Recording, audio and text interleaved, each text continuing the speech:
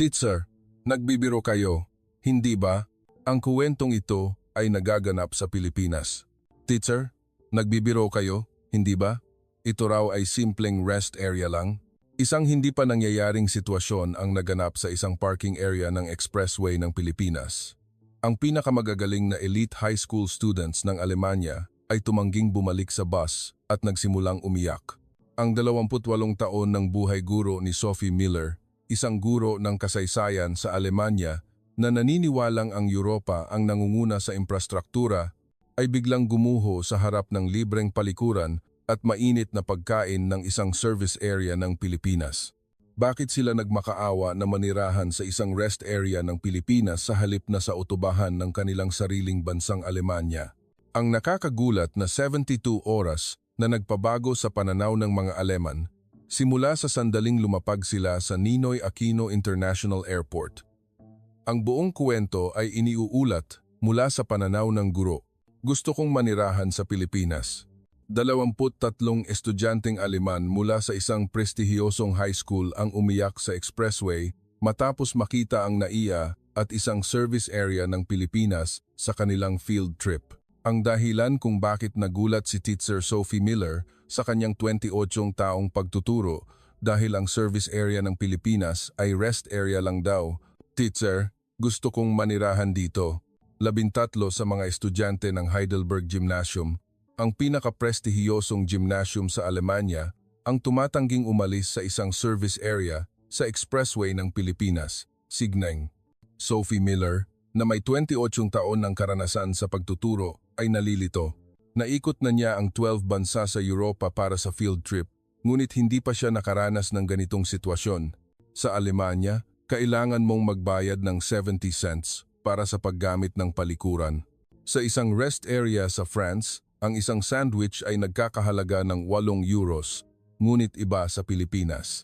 Libreng palikuran, masasarap na pagkain na mas mababa sa E1000, mabilis na wifi, at mayroon pang cultural park. Ito ay hindi rest area. Ito ay isang theme park. Ang boses ni Sophie na nagde-debate ay unti-unting humina. Ang internasyonal na terminal ng NAIA, mas mahusay pa kaysa sa Frankfurt Airport ng Alemanya. Ang simula ng lakas ng Pilipinas, na pinatunayan ng mga numero, ay nagsimula sa paliparan at umabot sa rurok sa service area. Ngayon, ilalabas namin ang nakakagulat na 72 oras na talaan ng nasaksihan ng mga prestihiyosong estudyanteng Aleman sa Pilipinas. Kumusta? Ako si Sophie Miller. Nagturo ako ng kasaysayan sa Heidelberg Gymnasium sa Alemanya sa loob ng 28 taon. Ang aming paaralan ay isa sa pinakaprestihiyosong high school sa Alemanya at 95% ng aming mga nagtapos ay pumapasok sa mga nangungunang unibersidad bawat taon. Sa nakalipas na 15 taon, nagtrabaho ako bilang tagapamahala ng internasyonal na field trip program ng paaralan. Dinadala ang mga estudyante sa iba't ibang bansa sa Europa. Noong taglagas ng 2024, iminungkahi ng school board ang isang field trip sa Asia sa unang pagkakataon. Ang destinasyon ay ang Pilipinas.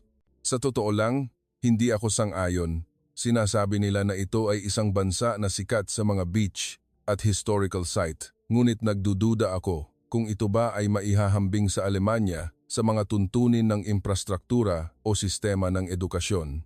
Gayunpaman, dahil sa masidhing kagustuhan ng mga estudyante at pahintulot ng mga magulang na isagawa ang program at sumakay ako sa isang eroplano patungo sa Pilipinas kasama ang 23 estudyante na may edad 20. Ang pagdating sa NAIA ay alas 4:00 ng hapon. Pagbaba namin ng eroplano, sinabi ko sa mga estudyante, "Hali kayo, mga bata, maghihintay tayo ng hindi bababa sa 1 oras at kalahati para sa immigration at bagahe. Alalahanin ninyo ang Frankfurt Airport. Magtiyaga kayo." Ngunit, ganap na nagkamali ang aking hula. Ang automated immigration gates ay tumagal lamang ng 15 segundo upang iscan ang pasaporte at kilalanin ang mukha. Ang kabuang oras na ginugol para makumpleto ng lahat ng 23 estudyante ang immigration ay 2 minuto lamang. Ang oras para kunin ang bagahe ay mas nakakagulat pa. Ang isang electronic signboard sa ibabaw ng conveyor belt ay nagpakita ng real-time na katayuan ng pagdating ng bagahe at nahanap namin ang lahat ng aming bagahe sa loob ng 8 minuto. Teacher, ito ba talaga ay isang internasyonal na paliparan? Tanong ni Max, isa sa mga estudyante. Sa Frankfurt, tumagal ng 40 minuto ang pagkuha ng bagahe noong nakaraan. Nagulat din ako, ngunit ayaw kong aminin. Siguro dahil low season ngayon. Karaniwan, ang mga paliparan sa Asya ay mas mabilis kung kaunti ang mga pasahero, ngunit nang pumasok kami sa loob ng paliparan, nawalan ng bisa ang aking paliwanag. Ang duty-free area ay puno ng tao. Sa kabila nito, lahat ay gumagalaw ng maayos at may kaayusan. Sa Philippine Culture Experience Corner, maaari kang magbihis ng barong Tagalog o Filipiniana at ang mga resting space na nakakalat sa paligid ay nag-aalok ng libreng charger at wifi. Mayroon ding 24 oras na capsule hotel at shower room. Teacher, tingnan niyo ang palikuran dito, sigaw ni Hana, isang babaeng estudyante. Ang electronic signboard sa pasukan ng palikuran ay nagpakita kung aling mga cubicle ang bakante ng real-time. 15. Western toilet. 7. Occupied. 8 available. 10. Squatting. Toilet. 3 occupied. 7 available. Ito ay isang sistema na hindi pa nakita sa Alemanya. Ito ay technical show-off lang, malayo sa pagiging practical. Defensive pa rin ako. Ngunit, nagbago na ang tingin ng mga estudyante. Nag-explore sila sa paligid ng paliparan, kumukuha ng litrato, at nagpapalitan ng mga salitang Aleman na nagpapahayag ng pagkamangha. Gusto ko na lang na pumunta sa hotel at tapusin ang nakakabahalang atmosfera na ito. Ang hotel sa Metro Manila ay isang oras na biyahe mula sa paliparan. Iminungkahi ng lokal na Filipino guide na kumain kami sa isang service area sa daan. Mas mababa ito sa Autobahn rest stop ng Alemanya, ngunit makakakain ang mga estudyante ng mabilis na isip ko at tumango ako. Ngunit malapit na akong makaranas ng pinakamalaking shock sa aking buhay. Mga 30 minuto matapos pumasok ang bus sa expressway, inanunsyo ng driver ang pagpasok sa service area. Malapit na tayong dumating sa tollway haven ng Luzon. Magpapahinga tayo ng mga 30 minuto. Ang mga estudyante ay mukhang pagod. 11 oras na flight at jet lag. Ang kailangan lang nila ay mabilis na paggamit ng palikuran at isang bote ng tubig. Nang huminto ang bus sa parking lot ng service area, hindi ako makapaniwala. Ang laki ng parking lot ay napakalaking. Ang mga parking area ng car, bus at truck ay malinaw na pinaghihiwalay at mayroong 12 charging station para sa electric car lamang. Sa mga rest stop ng Autobahn sa Alemanya, 3 lamang ang electric car charging station kung marami na. Halikayo, mga bata, magkita tayo sa harap ng bus pagkatapos ng 30 minuto. Ang bayad sa palikuran ay, tumigil ako sa pagsasalita nang makita ko ang pasukan. Walang ticket machine para sa bayad sa palikuran. Mukhang libre, teacher. Sumigaw ang mga estudyante at tumakbo. Sinundan ko sila at pumasok sa gusali ng service area. Ang unang impresyon ay isang shopping mall. Ang 2 palapag na gusali ay binubuo ng food court at mga tindahan sa unang palapag at mga restaurant at cafe sa 2nd palapag. Mataas ang kisame, maliwanag, at may mga upuan at mesa na nakakalat sa paligid kung saan maaari kang umupo at magpahinga.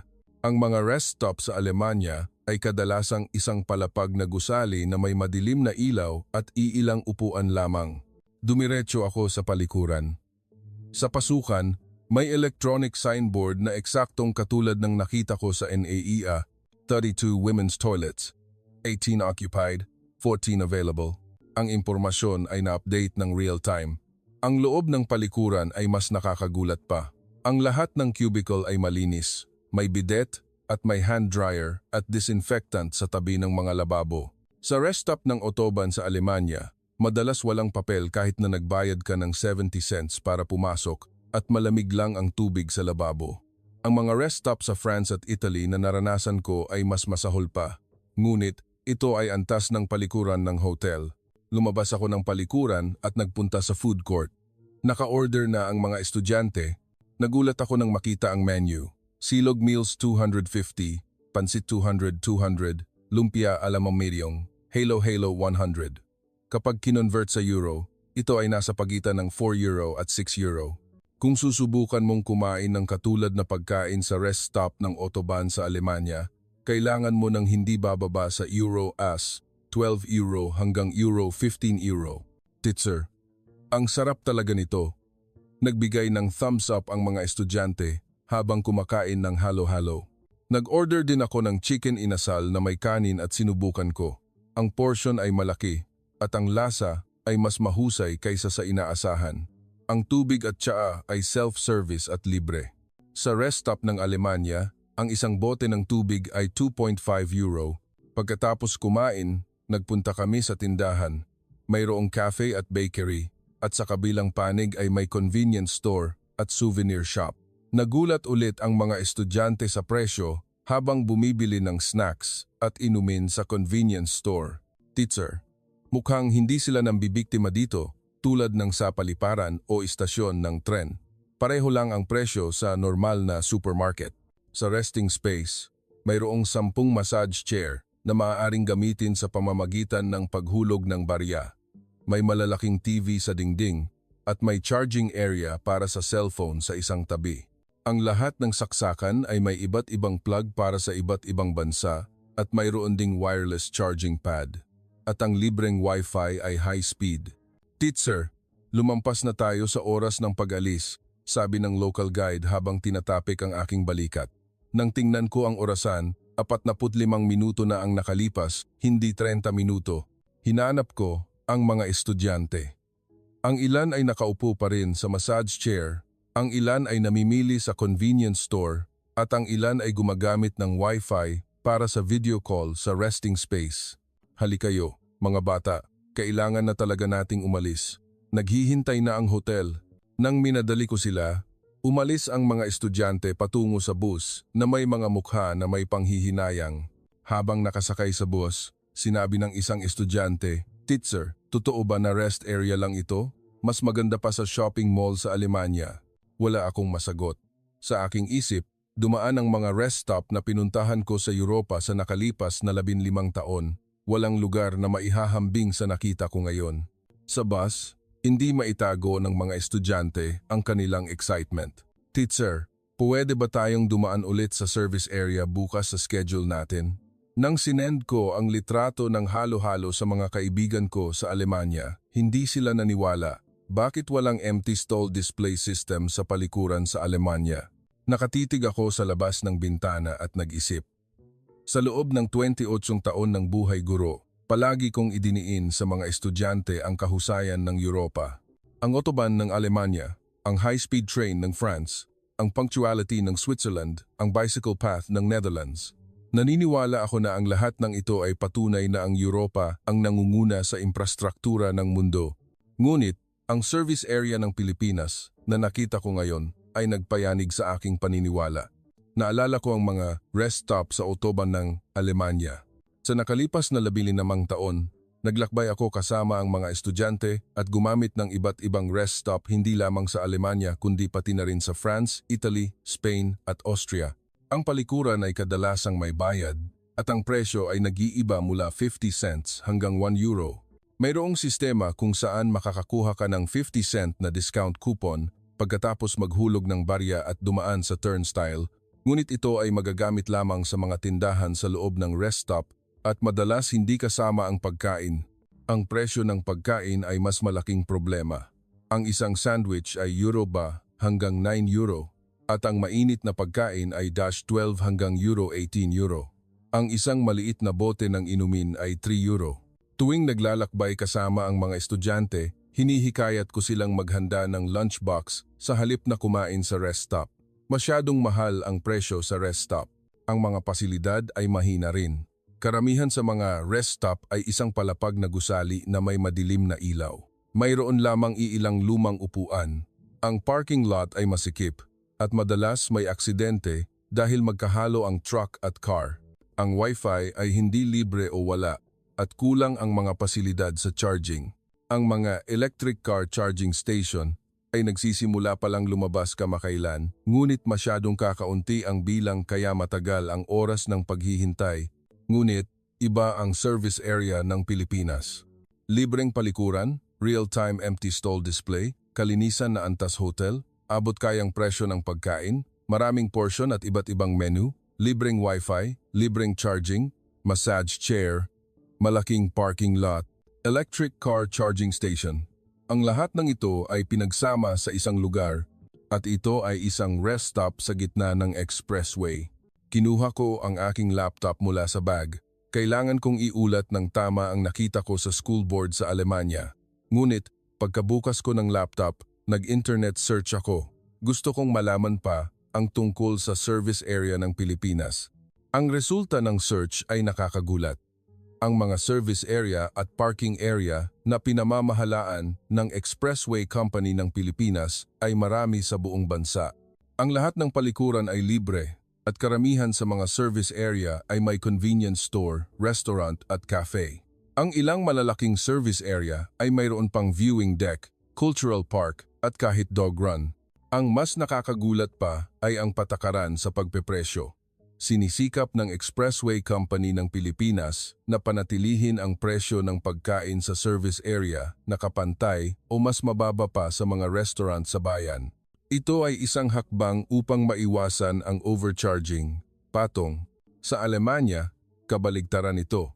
Ang pagkain sa rest stop ay 30% hanggang 50% na mas mahal kaysa sa bayan. Ito ay price gouging gamit ang exclusive location.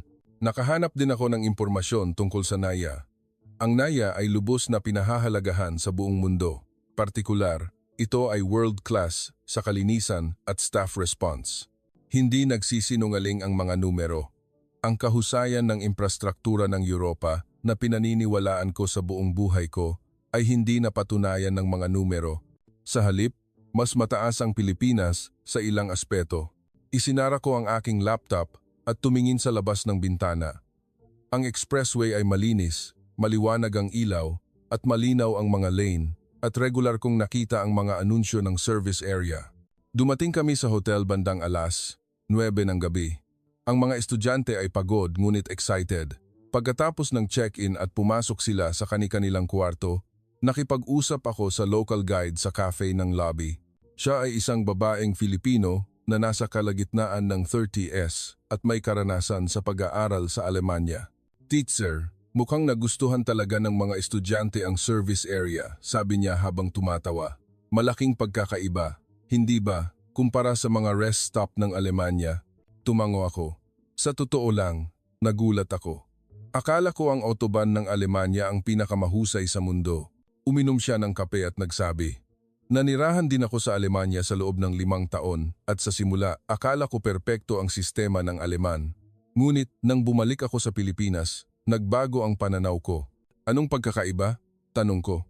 Nag-isip siya, saglit at nagsabi, "Ang Alemanya ay nagbibigay diin sa efficiency at ang Pilipinas ay nagbibigay diin sa convenience at pagtanggap. Halimbawa, ang autobahn ng Alemanya ay mabilis at maayos na nakaayos, ngunit ang rest stop ay nag-aalok lamang ng pinakamababang pasilidad. Sa kabilang banda, ang expressway ng Pilipinas ay nagbibigay prioridad sa safety kaysa sa speed. Ang service area ay hindi simpleng resting space kundi itinuturing na bahagi ng trip. Ang kanyang mga salita ay umikot sa aking isip. Efficiency at convenience. Ang sistema ng edukasyon ng Alemanya ay pareho. Efficient ngunit rigid. Kailangang sundin ng mga estudyante ang mga patakaran at mas mahalaga ang accuracy kaysa sa creativity. Ngunit, iba ang mukha ng mga estudyante na nakita ko sa service area ngayon. Sila ay malayang nag-explore at nakaranas ng kagalakan ng pagtuklas sa sarili. Kinabukasan, may scheduled tour kami sa Intramuros. Kailangan naming magkita sa lobby ng alas 8 ng umaga, ngunit nagsimulang magtipon ang mga estudyante mula alas 7:30. Karaniwan, kalahati lang ng mga estudyante ang dumarating sa oras. Ngunit ngayon, lahat sila ay dumating sa oras. Ang kanilang mga mukha ay puno ng excitement. "Teacher, dadaan ba ulit tayo sa service area ngayon?" tanong ni Max. Tumawa ako at sumagot, "Intramuros ay nasa Metro Manila, kaya hindi tayo dadaan sa service area. Sa halip, kakain tayo sa isang tradisyonal na Filipino restaurant para sa tanghalian." Ang mga estudyante ay nagpakita ng pagkadismaya. Ngunit agad silang nagbato ng ibang mga tanong. Ano ang pinag-aaralan ng mga estudyante sa Pilipinas sa paaralan? Lahat ba ng expressway sa Pilipinas ay ganito kaganda? Bakit napakabait ng mga Filipino? Ang tour sa Intramuros ay tumagal ng 3 oras. Detalyadong ipinaliwanag ng local guide ang kasaysayan ng panahon ng Espanyol at ang arkitektura at masigasig na nagtala ang mga estudyante. Ngunit, ang sandali na pinaka-nag-iwan ng impresyon sa akin ay ang rest break sa gitna ng tour. Nagulat ulit ang mga estudyante matapos gumamit ng palikuran sa Intramuros. "Teacher, malinis din ang palikuran dito at may bidet at sapat na papel," sigaw ni Hana. Sinubukan ko ring gamitin ang palikuran. Ito ay isang palikuran ng tourist spot, ngunit mas malinis ito kaysa sa palikuran ng museum sa Alemanya at ito ay libre. Ang mga palikuran sa tourist spot sa Alemanya ay kadalasang naniningil ng €1. Nagkaroon kami ng tanghalian sa isang Filipino restaurant malapit sa Intramuros. Nag-order kami ng set menu na ₱1,500 per student. Kapag kinonvert sa euro, ito ay humigit kumulang €10. Nagbigay ng sigla ang mga estudyante nang makita ang mga pagkaing inihanda. Kasama ng pangunahing ulam na crispy pata o lechon kawali, mayroong kanin, sinigang at ilang side dish. Kung susubukan mong kumain ng katulad na pagkain sa Alemanya, kailangan mo ng hindi bababa sa €25. "Teacher, bakit napakamura ng pagkain sa Pilipinas?" tanong ni Lucas, isa sa mga estudyante. Nagtanong din ako sa guide dahil interesado ako. Ipinaliwanag niya, ang kultura ng pagkain sa labas ay maunlad sa Pilipinas at matindi ang kompetisyon sa mga restaurant. Kaya, pinabababa nila ang presyo at pinapataas ang quantity at quality. At dahil sa kultura ng set meal, maaari mong matikman ang iba't ibang lasa bukod sa pangunahing ulam. Pagkatapos kumain at lumabas sa restaurant, nag-uusap pa rin ang mga estudyante. Kailangan kong magkuwento ng marami sa mga kaibigan ko sa Alemanya pagbalik namin. Pwede ko bang i-upload sa YouTube ang video ng service area sa Pilipinas? "Teacher, pwede ba tayong bumalik ulit sa Pilipinas sa susunod na taon?" Nang makita ko ang reaksyon ng mga estudyante, naunawaan ko, ang trip na ito ay hindi simpleng cultural experience. Natutuklasan ng mga estudyante na hindi lang ang mundo na alam nila ang umiiral. Nang gabing iyon, sa kwarto ng hotel, tumawag ako sa aking asawa sa Alemanya. "Mahal, nakaranas ako ng malaking shock dito sa Pilipinas." Tumawa ang aking asawa at nagtanong, "Bakit? Hindi ba masarap ang pagkain?" Ipinaliwanag ko ang mga naranasan ko. Sunod-sunod, NAIA, service area, Intramuros, palikuran, restaurant. Tahimik siyang nakinig at nagsabi, "Ibig sabihin, ang pinaniniwalaan natin sa ngayon ay isang ilusyon." Sumagot ako, "Mukhang ganon." At napansin yon ng mga estudyante bago pa sa akin. Araw 3, naglakbay kami patungong Cebu.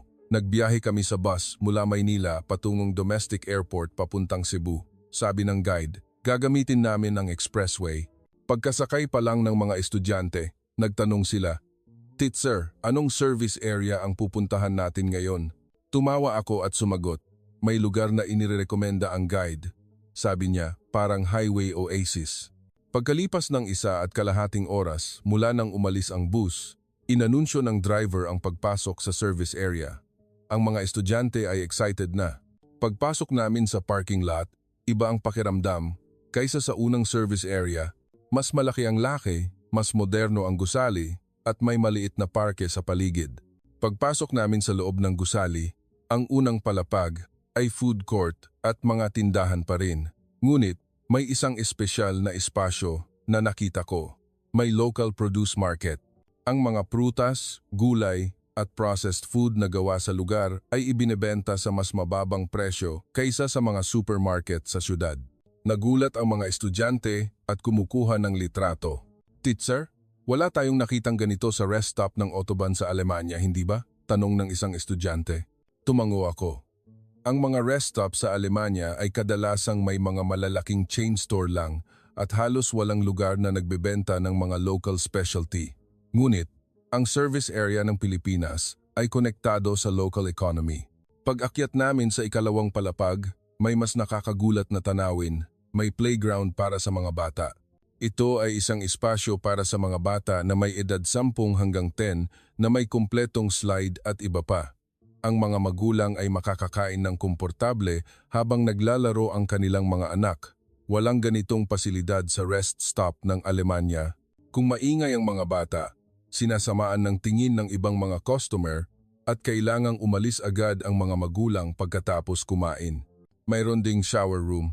Ito ay isang pasilidad para sa mga long-haul truck driver, ngunit ang mga ordinaryong pasahero ay maaari ring gumamit nito sa pamamagitan ng pagbabayad ng maliit na halaga. Ang presyo ay ilang daang piso. Walang shower room sa mga rest stop ng Alemanya o kung mayroon man, napakamahal. Umupo ako sa resting space at pinanood ang mga estudyante. Sila ay nag-enjoy sa service area sa kani-kanilang paraan. Ang ilan ay nakaupo sa massage chair. Ang ilan ay bumibili ng snacks sa convenience store at ang ilan ay nakaupo sa tabi ng bintana, nag-uusap habang pinapanood ang tanawin. Ang pinakamahalaga ay ang kanilang mga mukha. Mukha silang komportable at masaya. Umupo si Hana sa tabi ko. "Teacher, may tanong ako." Tumango ako.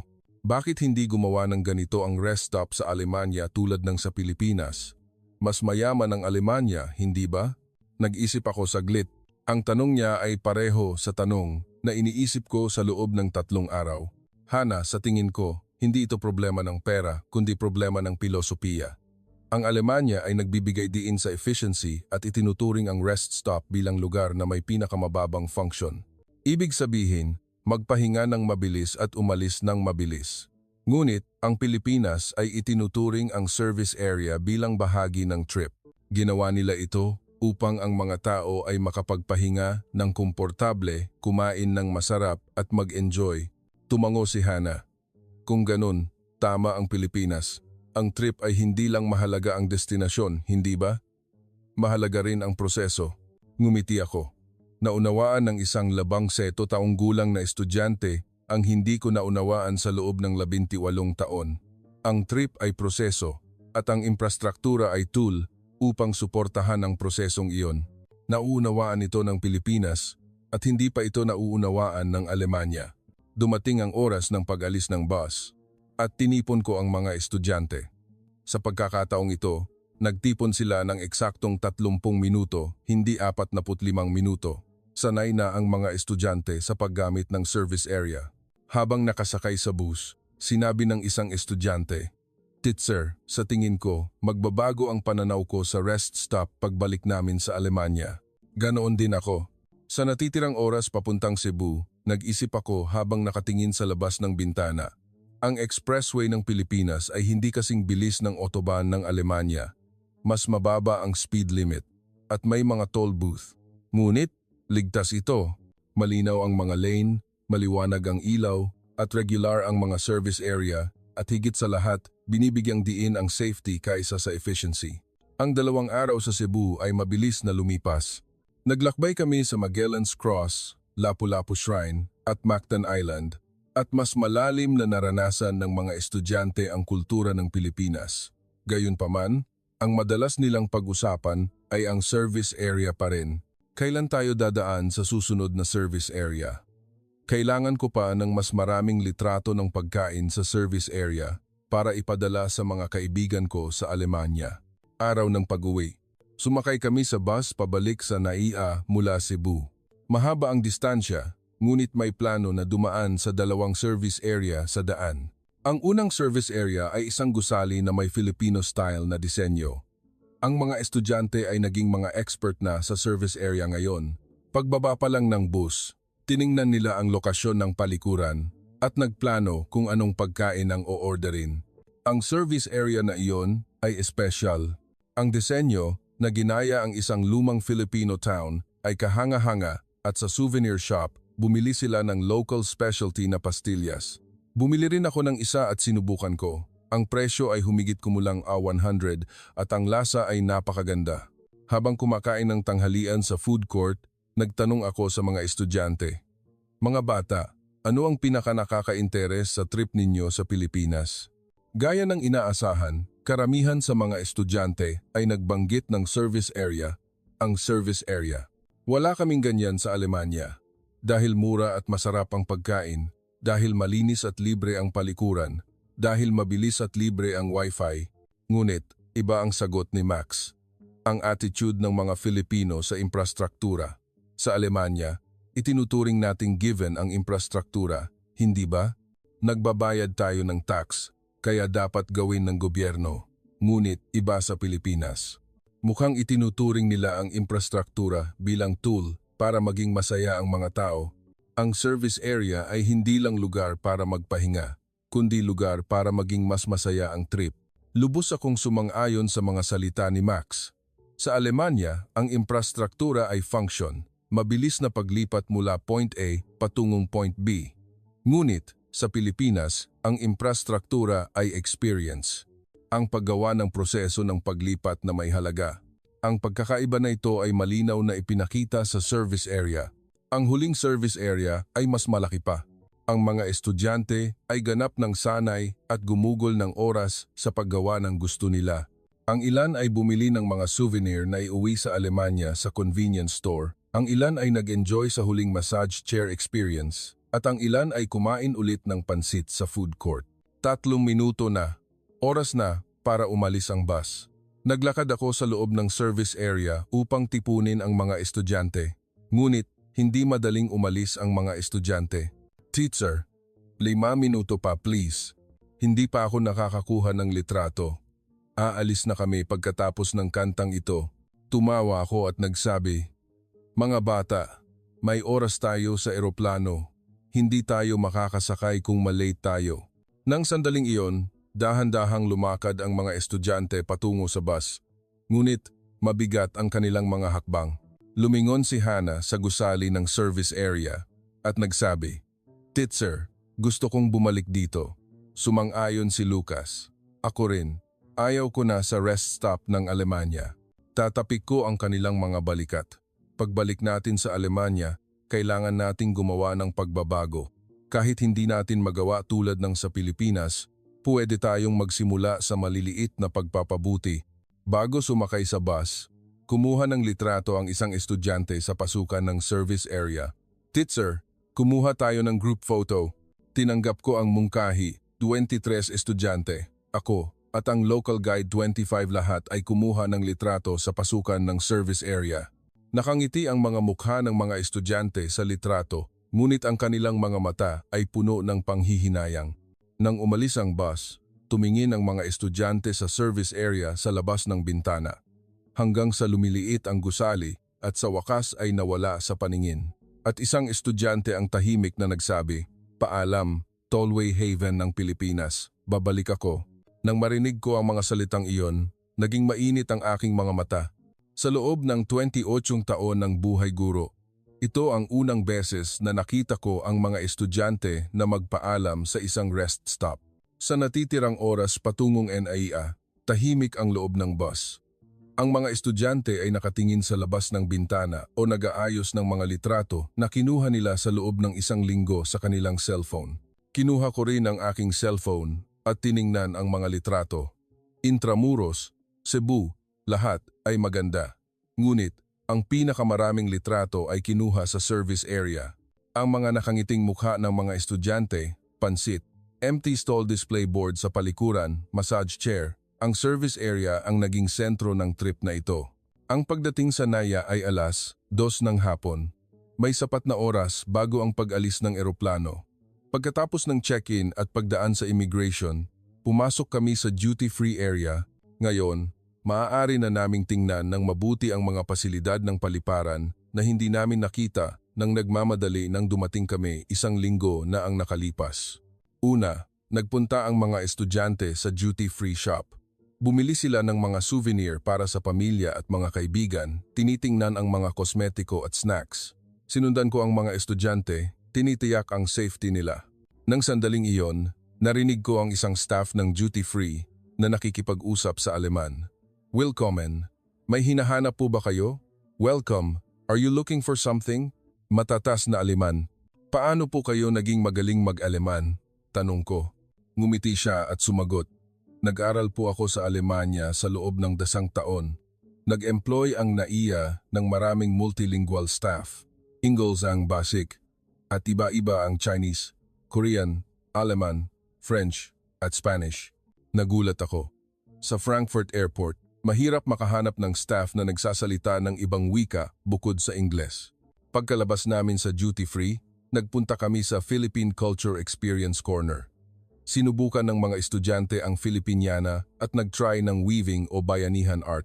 Lahat ng program ay libre. Hindi pa ako nakakita ng ganitong pasilidad sa kultura sa paliparan ng Alemanya. Dahil ang paliparan ay espasyo para sa paglipat, hindi para sa cultural experience. Pagkalabas sa Experience Corner, umakyat kami sa viewing deck. Nagbigay ng sigla ang mga estudyante habang pinapanood ang mga eroplano na lumilipad at lumalapag. At sa isang tabi ng viewing deck, may maliit na gallery. Ang mga gawa ng mga Filipino artist ay ipinakita at libre rin ang panonood. Nag-isip ako habang pinapanood ang mga gawa. Ang NAIA ay hindi simpleng paliparan, kundi showcase na nagpapakilala sa Pilipinas. Narinig ko rin na may capsule hotel at shower room. Naisip ng ilang estudyante na pumunta, kaya pumunta kami ng magkasama. Ang loob ay malinis at ito ay espasyo kung saan maaari kang mag-shower at mag-refresh. Kailangan ng espasyo upang maibsan ang pagod bago o pagkatapos ng long-haul flight, ngunit kulang ito sa paliparan ng Alemanya. Dumating ang oras at nagpunta kami sa boarding gate. May ilang restaurant at cafe malapit sa boarding gate at ang presyo ay halos pareho sa labas ng duty-free area. Nag-order ako ng isang tasa ng kape, 500, humigit kumulang 3.5 euro. Sa Frankfurt Airport, ang parehong kape ay 7 euro. Pinanatili ng paliparan ng Pilipinas ang makatwirang presyo.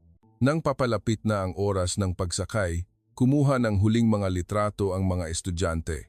Sa harap ng boarding gate, sa harap ng duty-free shop, sa harap ng tradisyonal na palamuti ng Pilipinas, lumapit si Hana sa akin at nagsabi, "Teacher, nagustuhan ko talaga ang Pilipinas, lalo na ang way nila ng pag-aalaga sa mga tao. Ang paliparan at service area lahat ay human-centered. Sa Alemanya, system-centered, hindi ba?" Tumango ako. Tama ang sinabi ni Hana. Ang Alemanya ay gumawa ng sistema at ang mga tao ay kailangang sumunod sa sistema. Ngunit, inuna ng Pilipinas ang mga tao at inayon ang sistema dito at ito ay ipinakita sa lahat ng infrastruktura. Paliparan, service area, pampublikong transportasyon, tourist spot sa lahat ng lugar, naramdaman ang pag-aalaga sa mga tao. Bago sumakay sa eroplano, lumingon ulit ang mga estudyante sa paliparan at tahimik silang nagsabi, "Paalam, NAIA, paalam Pilipinas." Ako rin, sinabi ko sa aking puso, "Paalam, Pilipinas." Tinuruan mo ako ng hindi ko natutunan sa loob ng 28 taon, na ang infrastruktura ay umiiral para sa mga tao. Umalis ang eroplano at unti-unting lumayo ang lupa ng Pilipinas. Ang NAIA ay nakita sa labas ng bintana, ang expressway ay nakita, at ang direksyon kung saan nandoon ang mga service area na pinuntahan namin ay nakita. Ang mga estudyante ay nakatingin pa rin sa labas ng bintana. Ang kanilang mga mata ay puno ng panghihinayang at determinasyon. Ang mga salitang babaguhin nila ang isang bagay pagbalik sa Alemanya at ganoon din ako. Bumalik ako sa Alemanya 2 oras matapos umalis sa Pilipinas. Nang dumating kami sa Frankfurt Airport, naramdaman ko ang pagkakaiba. Ang immigration ay tumagal at ang pagkuha ng bagahe ay tumagal din. Ang palikuran ay may bayad na 1 euro at walang empty stall display system. Ang kape na ibinebenta sa cafe ay 7 euro. Ang mga bagay na itinuturing kong normal, 1 linggo na ang nakalipas ay naramdaman na ngayong hindi komportable. Ganoon din ang mga estudyante. Nagpatuloy silang magkumpara habang umaalis sa paliparan. 15 minuto lang sa NAIA. Libre ang palikuran sa Pilipinas. Bakit napakamahal ng kape? Pinakalma ko ang mga estudyante. Mga bata, ngayon ang oras para hanapin ang tunay na kahulugan ng trip. Kailangan nating ibahagi sa mga tao ang nakita natin at gumawa ng pagbabago. Pagbalik sa paaralan, 1 linggo pagkatapos, nagsumite ako ng ulat sa school board. Ang pamagat ay, ang natutunan sa Pilipinas. Ang infrastruktura ay umiiral para sa mga tao. Ang ulat ay may 52 pahina, nagkukumpara at nag-aanalisa sa NAIA Service Area, pampublikong transportasyon at tourist spot facilities sa Pilipinas at Alemanya. Detalyado ring naitala ang reaksyon at pagbabago ng mga estudyante. Seryosong sinuri ng board ang aking ulat.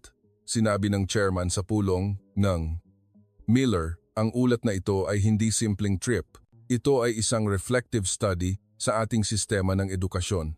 Tulad ng paglalagay ng Pilipinas sa mga tao bilang sentro ng infrastruktura, hindi ba dapat nating ilagay ang mga estudyante bilang sentro ng edukasyon? Sumang-ayon ako. Ang infrastruktura at edukasyon ay pareho sa esensya. Para kanino sila umiiral? Nagsimula ring magbago ang mga estudyante. Nag-serial feature si Max tungkol sa trip sa Pilipinas sa pahayagan ng paaralan at ang artikulo tungkol sa service area ay nakakuha ng malaking reaksyon. Nagsimula si Hannah ng isang project tungkol sa pagpapabuti ng mga rest stop sa Alemanya at nagpadala ng request letter sa mga kaugnay na ahensya sa pamamagitan ng Student Council. Gumawa si Lucas ng video na nagkukumpara sa NAIA at Frankfurt Airport at inupload sa isang video site na nakakuha ng maraming views. Noong taglamig ng taong iyon, nagkaroon ako ng pagkakataon na magpresenta sa German Education Society. Ang theme ay ang epekto ng internasyonal na field trip sa mga estudyante. Nagpresenta ako gamit ang kaso ng trip sa Pilipinas, partikular na ipinapaliwanag kung paano binago ng karanasan sa service area ang pananaw ng mga estudyante. Pagkatapos ng presentation, maraming guro ang nagtanong, "Ganoon ba talaga kaganda ang service area ng Pilipinas? Talaga bang ayaw umalis ng mga estudyante sa service area?" Sinagot ko ang lahat ng tanong ng tapat. Oo, totoo, at nagulat din ako. Noong tagsibol ng susunod na taon, nagplano ulit ang paaralan ng field trip sa Pilipinas. Sa pagkakataong ito, napakaraming nag-apply kaya kailangan naming mag-raffle. Ang mga estudyanteng pumunta noong nakaraang taon ay nagkalat ng kuwento sa kanilang mga kaibigan at ang kuwento tungkol sa service area ay naging legend. Napili ulit ako bilang accompanying teacher at nagpunta sa Pilipinas kasama ang bagong 23 estudyante. Sa pangalawang pagbisita sa Pilipinas, nangyari ang parehong bagay tulad ng una. Nagulat ang mga estudyante sa NAIA, nagbigay ng sigla sa service area at ayaw umalis. Ngunit handa na ako ngayon. Sinabi ko sa mga estudyante, "Mga bata, huwag ninyong kalimutan ang nakikita ninyo ngayon at pagbalik ninyo sa Alemanya, gumawa kayo ng pagbabago. Maaari kayong magsimula sa maliliit na bagay. Maaari ninyong imungkahi na gumawa ng empty stall display sa palikuran ng ating paaralan o imungkahi na pababain ang presyo sa school cafeteria. Ang mahalaga ay ang pagkilos. 2 taon na ang nakalipas mula noon. Ipinakilala ng aming paaralan ang empty stall display system sa palikuran. Pinababa ng school cafeteria ang presyo ng 15% at dinagdagan ang menu. Ang student lounge ay may libreng wifi at charging space na ngayon. Maliliit na pagbabago, ngunit ito ay simula.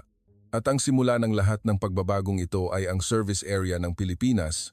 Minsan, tinatanong ko ang mga estudyante, ano ang pinaka-naiisip ninyo sa trip sa Pilipinas? Karamihan sa mga estudyante ay sumasagot pa rin ng service area at idinagdag nila. Noong oras na iyon, natutunan namin na ang mga pasilidad ay umiiral para sa mga tao. Noon din ako natuto.